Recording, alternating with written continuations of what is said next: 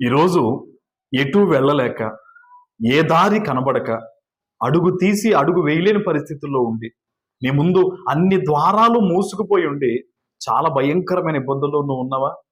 ఉద్యోగంలో ఏం చేయాలో తెలియక, వ్యాపారంలో ఏం చేయాలో తెలియక, ఫైనాన్షియల్‌గా ఏం చేయాలో తెలియక, బిడ్డల విషయంలో, ఆరోగ్యపరంగా ఇలాగ అన్ని విషయాల్లో కూడా ద్వారాలు మూసుకుపోయి ఉండి, ఏ ఆలోచన తట్టకుండా నువ్వు ఉంటే గనక, ఈ సమయంలో దేవుడు నిన్ను బలపరుస్తూ ఉన్నారు, నీతో మాట్లాడుతూ ఉన్నారు.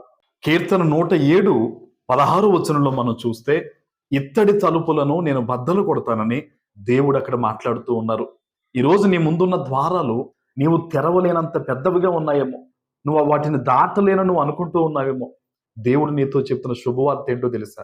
నీ కొరకు ఆ ద్వారాలు దేవుడు తెరవబోతూ ఉన్నారు. అనేక రకాలుగా ఆశీర్వాదాలు నీ మీదకి రాబోతూ ఉన్నాయి. ఆమేన్. ఎప్పుడు జరుగుద్దో తెలుసా? ఎప్పుడు దేవుని మాట నీ జీవితంలో నెరవేరుతుందో తెలుసా? నువ్వు ప్రార్థన చేసినప్పుడు. చాలా మంది అనుకుంటారు, మేము ప్రతిరోజు ప్రార్థన చేస్తున్నాం కదండి అని.